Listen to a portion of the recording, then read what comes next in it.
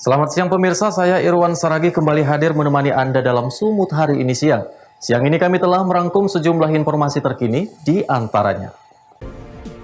JR Saragih tinjau lokasi banjir di Kelurahan Sinaksak, Kabupaten Simalungun.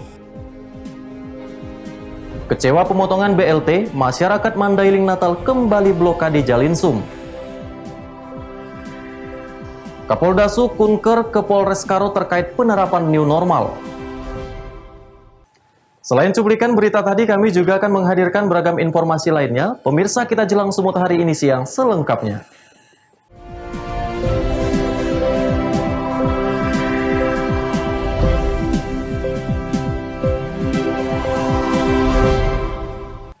Pemirsa, Bupati Simalungun JR Saragih meninjau rumah warga yang terdampak banjir di lingkungan 3 Kelurahan Sinaksak, Kecamatan Tapian Dolok, Simalungun, Sumatera Utara. Di samping itu, Bupati juga menyerahkan bantuan sembako bagi masyarakat dan mendirikan dapur umum di 2 titik.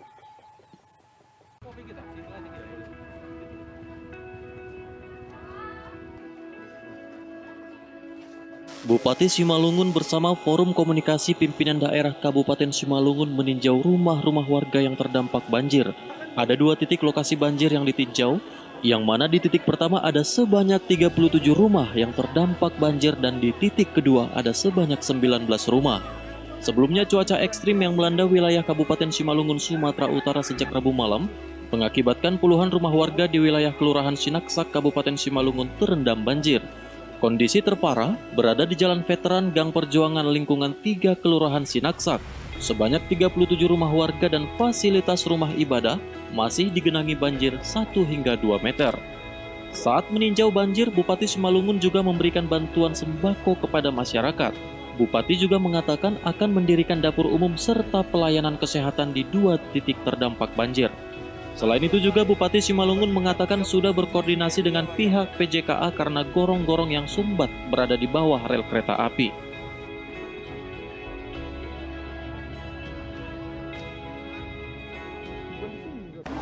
Hari ini kita udah langsung tinjau ke lapangan. Ada 2 titik ya. 2 titik ini sangat berbeda-beda ya. Dan kita tetap berikan juga bantuan berupa sembako, tapi karena permintaan masyarakat juga ada dapur umum, kita akan siapkan juga dapur umum di sini 2 titik. Jadi nanti dengan dapur umum ini harapan kita beban masyarakat ini bisa berkurang. Karena apa? Kita tahu rumahnya banjir, mereka pasti nggak bisa masak. Terus sekarang lagi kita coba juga kalau mereka memang nggak bisa tinggal di rumah untuk sementara, kita akan bekerja sama dengan TNI meminjam pembel. Kita akan gunakan nanti gudang-gudang sekolah. Sampai sejauh ini ada berapa warga yang terdampak banjir, Pak? 37 kakak, tambah 19 lagi di sini. Jadi ada 2, di sana 37, di sini 19. Selain dapur umum, apakah pemerintah juga membuat posko kesehatan, Pak? Posko kesehatan udah pasti ada, nanti di 2 titik juga kita siapkan, ada posko kesehatannya. Dan sekarang juga saya perintahkan Kadis Kesehatan supaya ngecek semua kesehatan masyarakat door to door ke rumah. Tadi warga menyebutkan sumber banjir ini akibat tersumbatnya gorong-gorong milik PJK. Itu upaya yang dilakukan pemerintah sudah ada, Pak? Tadi kami sudah berkoordinasi, mereka segera akan memperbaiki, nanti bekerja sama dengan Dinas Pekerjaan Umum kita coba telusurin di mana Pak Camat, Lurah, Pangulu. Jadi ini nanti kita sama-sama bekerja sama gitu. Karena kita tahu mereka sedang melakukan perbaikan mengganti bantalan rel. Segala upaya dilakukan pemerintah Kabupaten Simalungun kepada masyarakat dalam menangani banjir tersebut. Selain itu, warga juga diharapkan agar rutin melakukan pengecekan kesehatan di posko yang sudah ditentukan. Pentanius Sembiring melaporkan untuk Evarina TV. Hujan deras yang mengguyur beberapa wilayah di Kabupaten Simalungun mengakibatkan jembatan penghubung antara Nagori dan Kecamatan di Nagori Silinduk terputus akibat banjir. Agar bisa dilalui sementara, masyarakat gotong royong membuat jembatan darurat.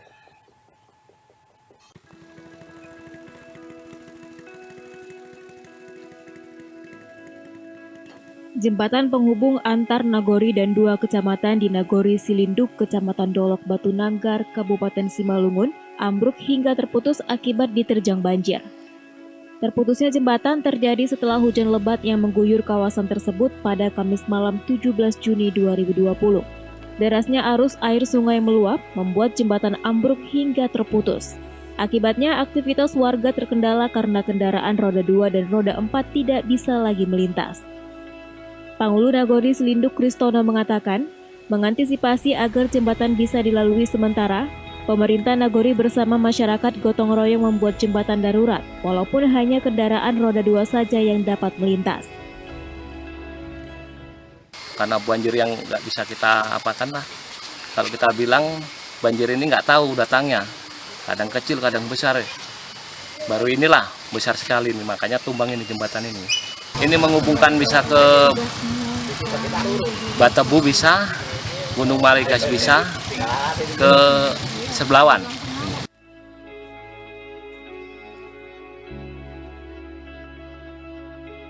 Sementara pelaksana tugas Kepala Badan Penanggulangan Bencana Daerah Simalungun Rizal Saragih mengatakan, dalam waktu dekat pihaknya akan menurunkan tim teknis dalam rangka penanganan lanjut pembangunan jembatan supaya dapat kembali dilintasi masyarakat. Bagaimana tadi arahan Bapak Bupati kepada kami. Sekarang kami bersama dengan kepala Kabupaten meninjau lokasi, dan setelah ini saya akan perintahkan staf saya untuk segera survei. Kemudian kita rencanakan nanti di DET bencana alam.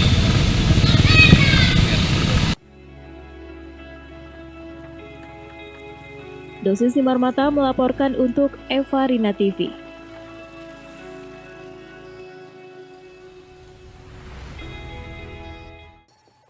Peristiwa serupa juga terjadi di Kecamatan Buntupane Asahan. Tingginya curah hujan mengakibatkan banjir yang merendam 5 desa. Tak hanya menggenangi ratusan rumah, luapan air juga menggenangi areal pertanian dan ruas jalan lintas Sumatera.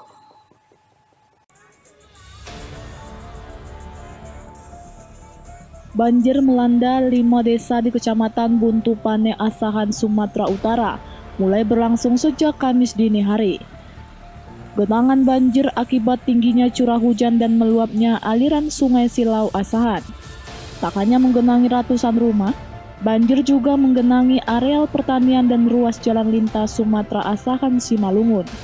Kelima desa yang tergenang masing-masing Desa Karya Ambalutu, Desa Ambalutu, Desa Prapat Janji, Desa Buntupane, dan Desa Mokarsari. Ketinggian air diperkirakan antara 30 cm hingga 60 cm. Tak hanya mengganggu aktivitas warga, genangan air juga mengakibatkan arus lalu lintas jalan lintas Sumatera menjadi terganggu, sehingga membuat pengendara sepeda motor harus mendorong kendaraannya yang mogok. Untuk mengatasi kesulitan warga, aparat kepolisian bersama pemerintah setempat membuka dapur umum. Hal tersebut untuk mengantisipasi kemungkinan terjadinya banjir lebih besar lagi. Semenjak tadi malam hujan. Mungkin hujan di daerah Mandoge, makanya terdampak di Tagomari. Banjir kirimannya ada terdampak 5 desa. Desa Ambalutu, Desa Karya Ambalutu, Desa Prapat Janji, Desa Buntupane, dan Desa Mokarsari. Ketinggian air berkisar 30 sampai 60 cm. Air mulai naik jam berapa, Pak? Diperkirakan mulai jam 4. Sementara meski kondisi banjir belum memperlihatkan tanda-tanda surut, namun seluruh warga yang terdampak masih tetap bertahan di rumah masing-masing. Taufik melaporkan untuk Eva Rina TV. Kecewa pemotongan BLT, masyarakat Mandailing Natal kembali blokade Jalinsung. Beritanya akan hadir sesaat lagi.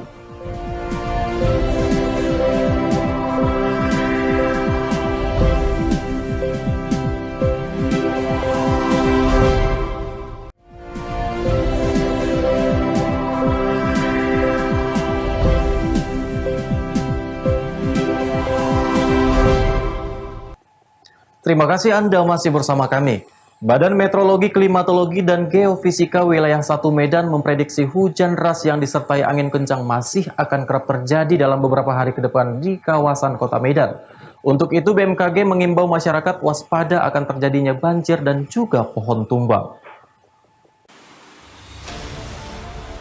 Saat ini, kota Medan sendiri tengah memasuki peralihan musim dari hujan menuju musim kemarau, di mana hal ini disebabkan oleh rendahnya tekanan udara di wilayah sebelah barat Sumatera yang mengakibatkan tingginya tekanan udara di sebelah utara. BMKG memprediksi hujan deras yang melanda kota Medan saat ini masih akan terus berlangsung, di mana biasanya kota Medan memasuki musim penghujan di antara bulan Maret hingga Juni. BMKG juga mengimbau kepada masyarakat kota Medan, khususnya yang berada di wilayah pesisir, untuk lebih berhati-hati saat hujan deras yang disertai angin kencang yang dapat menyebabkan terjadinya banjir. Untuk masyarakat yang bermukim di wilayah perkotaan sendiri, BMKG mengimbau untuk waspada akan terjadinya pohon tumbang yang disebabkan oleh angin kencang. Petugas BMKG wilayah 1 Medan, Budi Prasetyo, mengatakan, jika kota Medan masih akan berpotensi dilanda hujan dan angin kencang hingga beberapa hari ke depan. Selain itu, longsor juga berpotensi terjadi di beberapa daerah. Untuk kondisi cuaca di wilayah Sumatera Utara dalam 2-3 hari ke depan diperkirakan masih berpeluang hujan dengan intensitas ringan hingga sedang, terutama di wilayah pantai timur dan lereng timur untuk hari ini, dan untuk esok dan hari lusa diperkirakan wilayah pegunungan dan lereng barat hujan dengan intensitas ringan hingga sedang.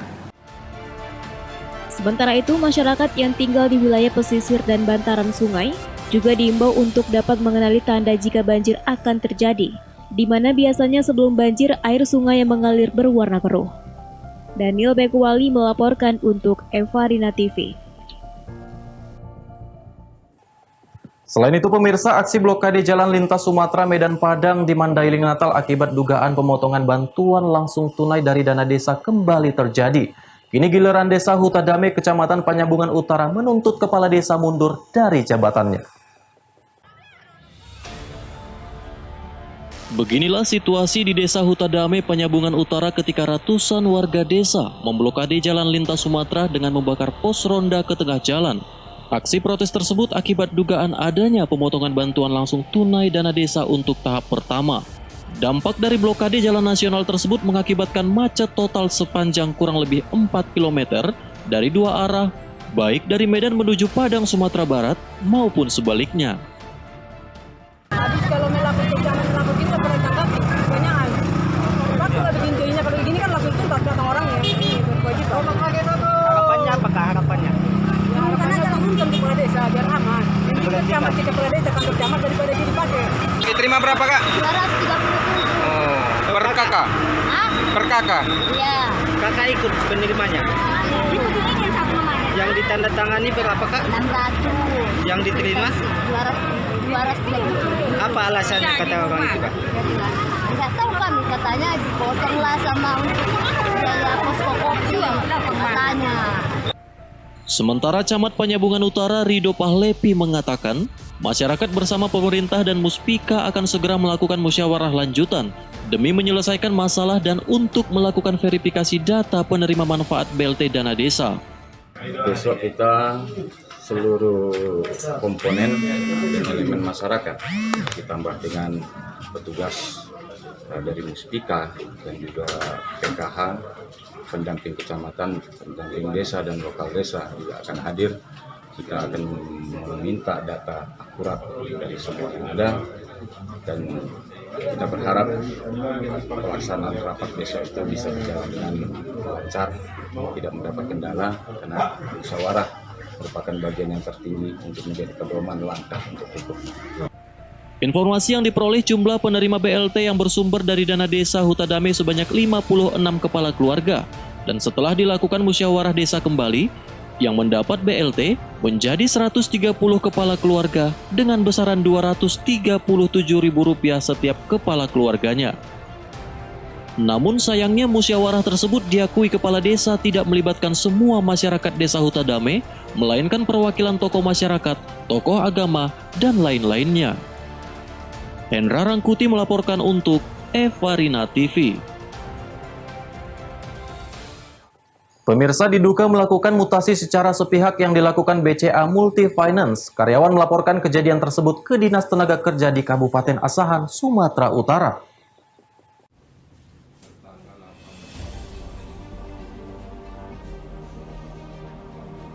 Inilah suasana ruang mediasi kantor Dinas Tenaga Kerja di Jalan Turi, Kabupaten Asahan, Sumatera Utara, antara karyawan BCA Multifinance dengan perusahaan BCA Multifinance karena adanya mutasi secara sepihak oleh perusahaan.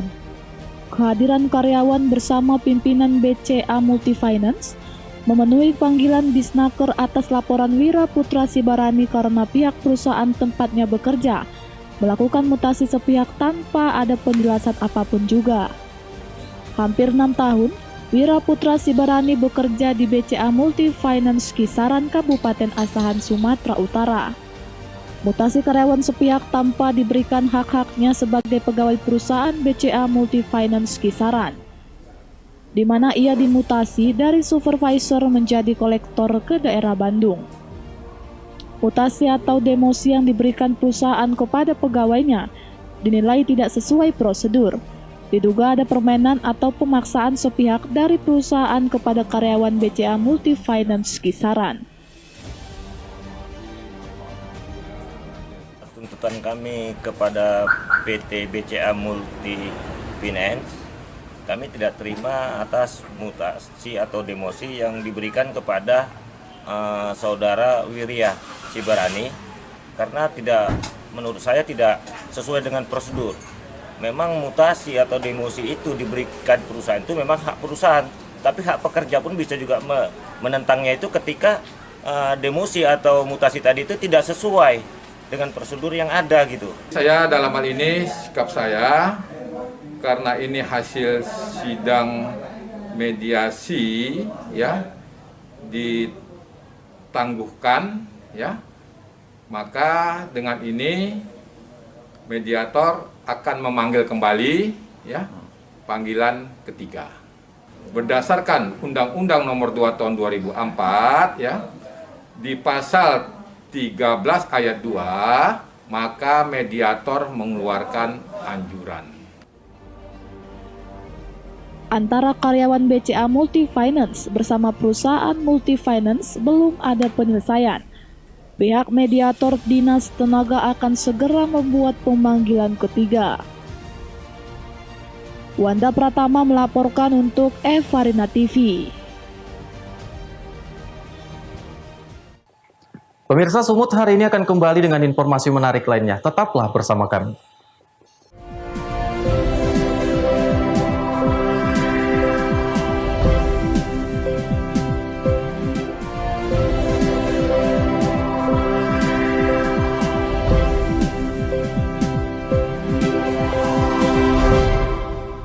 Terima kasih Anda masih bersama kami. Menyambut new normal, Polres Tanah Karo melakukan perubahan tatanan kebiasaan baru dalam pelayanan terhadap masyarakat.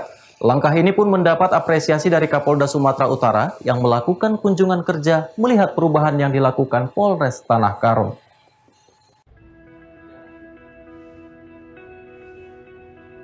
Dalam menyambut program new normal, Polres Tanah Karo melakukan perubahan tatanan kebiasaan baru dalam pelayanan terhadap masyarakat. Mulai dari pintu masuk, setiap masyarakat yang berkunjung harus melalui prosedur seperti memakai masker, mencuci tangan, dan pengecekan suhu tubuh. Begitu juga di bagian layanan lain. Setiap masyarakat yang menunggu antrian juga diberi jarak. Begitu juga dengan pemeriksaan di dalam ruangan. Antara masyarakat dengan petugas diberikan sekat pembatas dengan menggunakan plastik. Menurut Kapolres Tanah Karo, langkah dilakukan ini adalah upaya untuk memutus mata rantai penyebaran COVID-19. Selain itu juga, langkah ini adalah untuk menjaga kesehatan petugas dan menghindari kontak langsung.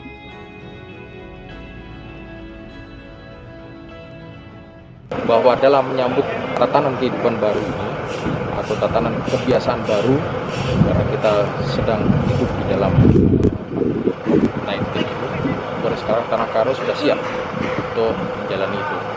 Kita sebagai contoh bagi masyarakat, bagaimana kita menjalani, memberikan pelayanan kepada masyarakat dengan mematuhi protokol kesehatan. Langkah yang dilakukan ini pun mendapat respon yang positif dari Kapolda Sumatera Utara. Kapolda Sumatera Utara langsung melakukan kunjungan kerja ke Polres Tanah Karo untuk melihat perubahan tatanan kebiasaan baru yang dilakukan Polres Tanah Karo. Kapolda Sumatera Utara memberikan apresiasi atas langkah ini dan menganggap upaya ini kreatif, sangat membantu dalam upaya memutus mata rantai penyebaran COVID-19. Bahwa mereka sudah menerapkan protokol kesehatan khususnya dalam jaga jarak. Sudah ada tanda-tanda, sudah dibuat tanda-tanda baik itu dalam hal pengurusan SKCK, pengurusan SIS, dalam hal pemeriksaan di reserse. Tadi mungkin mereka sudah membuat inovasi bahwa tidak bisa antara petugas langsung bertatapan tapi dibuat pembatas. Meskipun itu hanya terbuat dari plastik. Tapi itu menurut saya itu adalah terobosan kreatif yang harus kita lakukan di semua satuan kepolisian untuk melindungi anggota sekaligus melindungi masyarakat. Kapolda Sumatera Utara berharap agar apa yang dilakukan Polres Tanah Karo dapat dicontoh oleh Polres jajaran Polda Sumatera Utara dengan melaksanakan protokol kesehatan, memakai masker, cuci tangan, jaga jarak untuk dapat memutus mata rantai penyebaran COVID-19. Chandra Setiawan melaporkan untuk Evarina TV.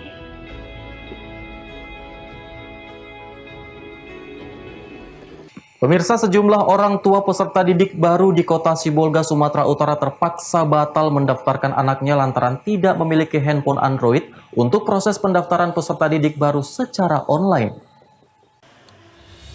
Seperti yang dialami Nur Maida yang terpaksa urung mendaftarkan anaknya sebagai peserta didik baru di SMP Negeri 1 Sibolga lantaran tidak memiliki handphone pintar yang digunakan untuk membuka aplikasi pendaftaran peserta didik baru secara online tersebut.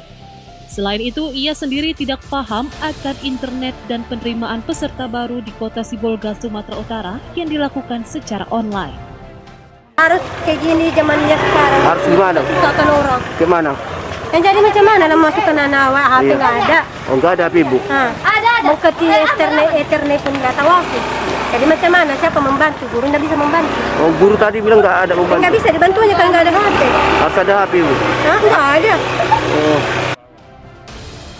Kepala Dinas Pendidikan Kota Sibolga, Masnod Hasibuan menjelaskan, pihaknya telah menginstruksikan kepada seluruh sekolah di Kota Sibolga agar tetap memberikan pelayanan kepada peserta didik baru yang tidak memiliki alat atau smartphone dalam melakukan pendaftaran secara online.